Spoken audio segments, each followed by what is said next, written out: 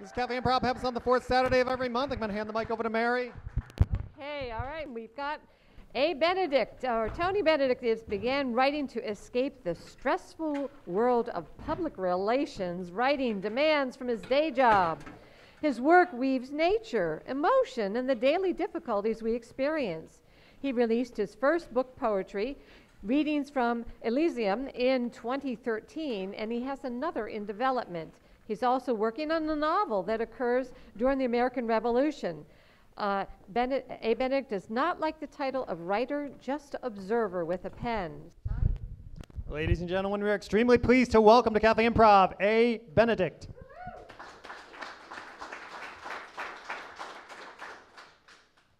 I don't know where the wonderful poet is, but I'll find him somewhere. First of all, thank you, Cafe Improv crew. Come on, let's hear it for them. Come on. I'm ambivalent about writing. I hate it, I love it. I put nothing above it. My work causes self-doubt. I rewrite, I throw it out. But most of all, I'll never stop. Some of my biggest influences are Robert Frost, Van Morrison, Dante, David Bowie, Dr. Seuss. Yes, I do rhyme, despite current literary convention. And my brother, Lou, actually, who's a lyrical genius in his own right. The topics I'm going to share tonight range from love, reflection, satire, and redemption. And I think the great poet and writer, Oscar Wilde, sums up my work best, although I don't think he was talking about me. All bad poetry springs from genuine feeling. So let's hear some bad poetry tonight, huh? This first piece is a letter from a man to his ex, basically about how much he misses her and kind of how he screwed up. So it's called, So Here's What Happened. Much has happened since we last talked. Actions speak louder than nonsense, and nonsense speaks my language. It's my native tongue. I visited hell twice, and when I went back a third time, it was closed for maintenance.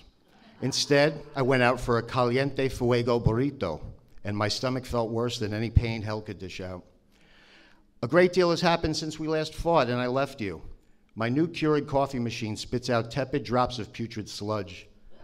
I was too busy to send in the warranty. You used to take care of things like that so well. I joined a yoga class to release stress from the broken coffee makers and from what life has dealt me. I had too many problems with the yoga positions. The cobra bit the warrior, the downward dog ran right to the tree. I still have stress in my life. You always had a way to make that disappear. A lot has happened since we last met. The leaves turned orange during autumn's annual drop. They vanished, just like I did from you. A great deal has happened. I learned quite a bit about people and what motivates them. I learned about myself too. My introspection taught me that indignation is my motivator. A tremendous amount has happened since we last walked together. I still watch the ocean break along the sandy shoreline, but now I do it with my shadow. My shadow's much quieter than you, and I can't stand the silence. At night, I forget the chaotic day, problems with work, family, and my insecurities. I realize that my life's not all that bad, but there's still something missing. Much has happened since we last talked. I've endured trips and burritos from hell, wallowed and wondered amid the changing seasons, tore my groin at yoga, and stood in silence at the sea. But one thing has remained constant. I'm hopeful that one day we can share a cup of crappy coffee together. Thank you. This next one is about looking back at the past, hearkening back. I think we've all done that. It's called Let Me Return.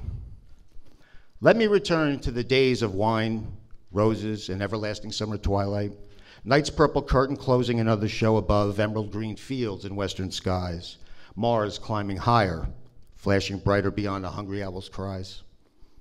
Let me return, I've got to go back to evening's sunset canvas, where time stops and lasts forever, or so it seems.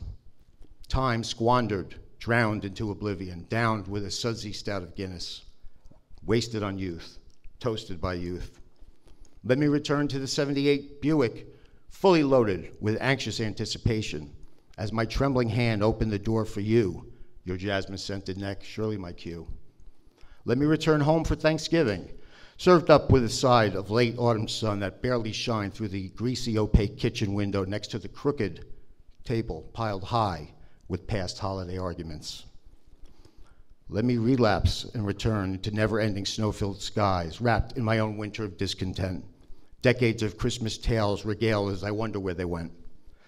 Spring breezes usher in a rebirth, a renewal of repeated rumination, whose mantra, chiseled into my head, said, don't look back, you can never go back.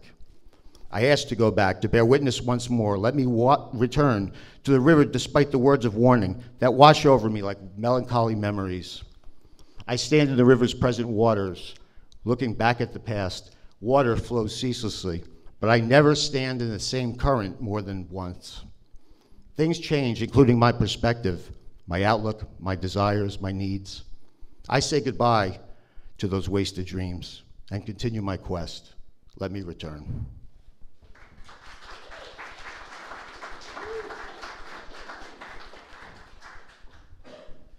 Okay, for those who know me, I've done a lot of jobs in my past. A lot of jobs.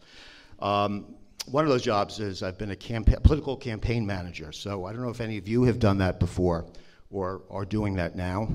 If so, I apologize in advance. This piece is called Campaign Trail. Being a political campaign manager is like pulling wings off of flies, except for the poor, filthy creatures don't deserve that type of torture, while the campaign manager does. Campaigns are tough as hell, and if your candidate wins, that's where you'll probably end up, steered by all the empty promises and carried there by a wingless fly. Campaigns are loathsome. The lies, the attacks, the attacking, heartburn, compliments of the fast food, late nights, and the early mornings, and coffee-breathed colleagues who yell at you an inch away from your face. As campaign manager, you wish you could float away on the red, white, and blue event campaign balloons, only to come back to the next campaign. Every voter always seems to have a question at the wrong time, and you always have the answer. Not to my recollection.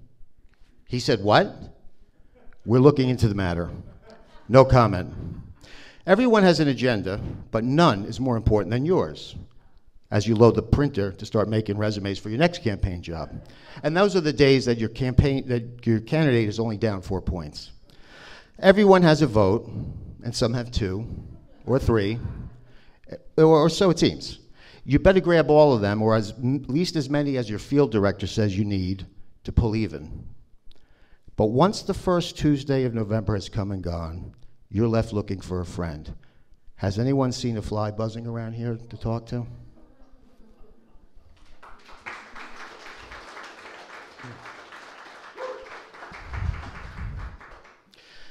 This next piece is a personal one. This is one of my oldest memories, probably my oldest childhood memory. It's called Independence Day. 5 years old, celebrating that bicentennial celebration, young and unaware of unalienable rights and liberty, preoccupied with my own pursuit of happiness on that special day, running, jumping, and playing to the soundtrack of Don't Go Breaking My Heart, silly love songs, and Evil Woman, which serenaded the sultry summer air, dancing from picnic blanket to picnic blanket, spinning around and whirling like a dervish, sights and sounds of that night in Tamaqua Park. Then gravity spun me into her soft little arms, that beautiful pigtailed girl, eyes locked, hands locked in the tightest of grips, dancing from picnic blanket to picnic blanket, spinning around, whirling around, together as one until dark. The first firework explosion colored a wondrous orange hue on her face, as bright as a late October pumpkin patch at sunset. Unknowing what it was to be in love, or to be loved like that, we shielded one another from the exploding chandeliers as we held on to each other under rainbow-colored rockets that draped down from the starlit summer sky. My oldest memory, my happiest childhood moment, my first date, my first love, the girl with the pigtails on Independence Day in 1976.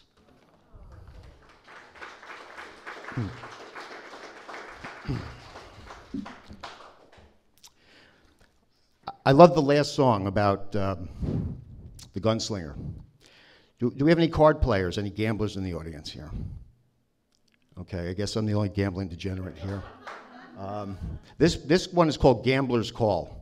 And this is a conversation in the head of one card player about the stakes being really high in one particular game. Love is never easy, easy but necessary. You dealt from the deck. You thought you had won. You made the law. Two tired gunslingers, sharpshooters from the west. Who dies in this game? Who ends up the best? Did it really matter in the end? I gaze at the stars all alone. Orion smiles down on me. He knows my feelings, and that's all I still own. You tried to take them with your winning hand. I pulled one more card. Your full house was damned. We gambled along, for such was the case. Loss never easy, but in the end, I drew the ace. They say that props help out sometimes. Yeah. Okay. This next piece is another love piece. I actually wrote this for the love of my life. My wife, Debbie. It's called A Sense of Our Wonder. Van Morrison did a song called A Sense of Wonder. Now, a sense of wonder is a thing. It's a thing. It's when a child first sees a rainbow, that first rainbow, hears that thunder, holds a frog in their hand and feels the pulsating frog. And it's that feeling that, as adults, we wish we could capture, but we rarely do. So it's called A Sense of Our Wonder. A summer shower swells the tired stream, blocked by currents from a reoccurring dream. My sense of wonder takes me under water's deep thoughts of you. A soft hand gripped tightly, walking together so shyly, to the days of autumn leaves under a cobalt blue sky. This special place where golden light gently brushes your face becomes our sense of wonder.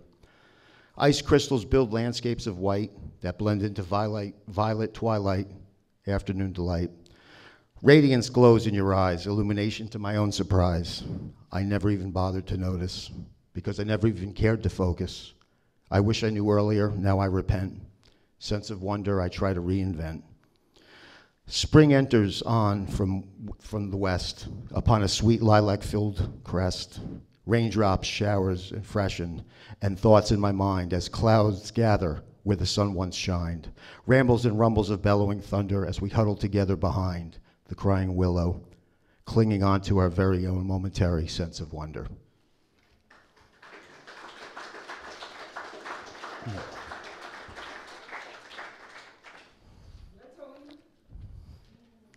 Okay, this piece, thank you.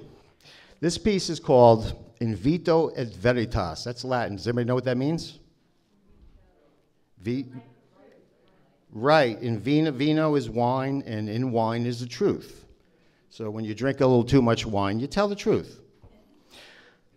Many feelings bottled and uncorked, like fine wine, they mature, waiting for sweet release. I am bitter no more, for you and I have traveled so far and for so long.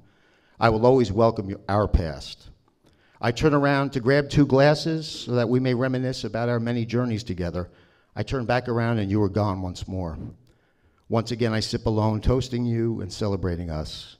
While the wine is exquisite, what we had was even better. I quickly cork the bottle to try to keep the memories forever.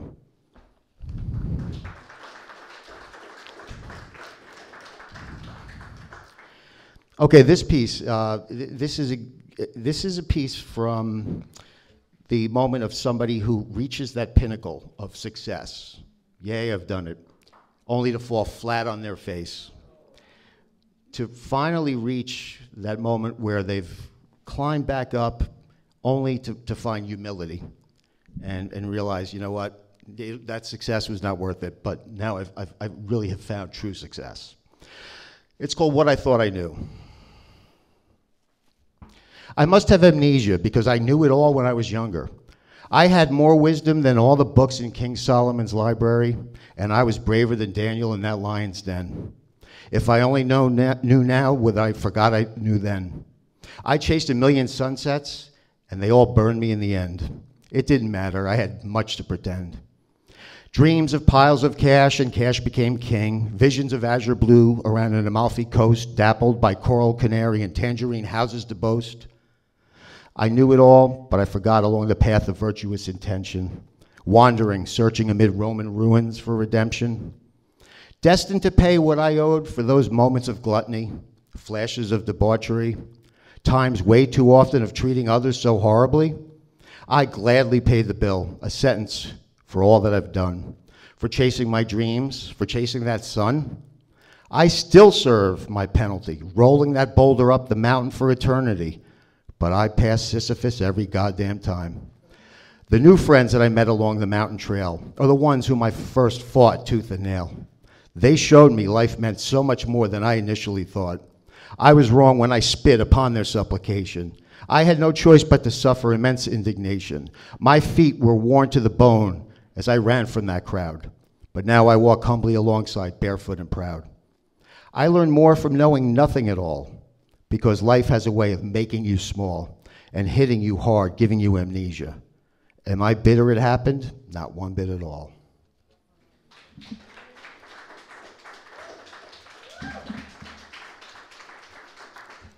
Okay, and this is a fun one. Yeah, come on, they were all fun, right? Or funny. It's called Happy Hour. This is basically written in a place I spend a lot of times, pubs. So it's called Happy Hour, and it's about that moment of joy. It's 5 o'clock on your watch. Again, you peek. Side eyes, gossip, water coolers, done for the week. Papers, printers, Zooms, bad coffee, reports. Now in the past, happy hour beckons, lawyers, tradesmen, doctors, all sorts. Smooth oaken varnished bars set up like a battlefield of old. Cocktails in order, battle-hardened soldiers, seasoned, dangerous, ice cold. Laughter bellows like a cannon blast aimed for the bartender's mast. Battle commences as happy hour awakens the thirsty. Timid female employees at their boss's mercy, from his wandering eye and slimy tentacles as he leers out through his greasy spectacles. A dysfunctional and sad happy hour in name only, a brief respite for the slosh, depressed and the lonely. They put on their disguise, share their lies, and hide their cries, at least for a drunken moment, as they escape life's torment. There's no piano man to sing us a song. Norm doesn't crack a joke or grab his corner stool. A few restless 20-somethings waiting to shoot pool. The ebb and flow of laughs, cries, and booze that carried this pub for over 200 years. Revolution and liberty discussed over some brews. A flow of bloodshed and an outpouring of tears. But the past is the past, and the slimy boss sips his third whiskey sour. You look at your watch, there goes another damned happy hour. Thank you very much. You guys have been great. Thank you.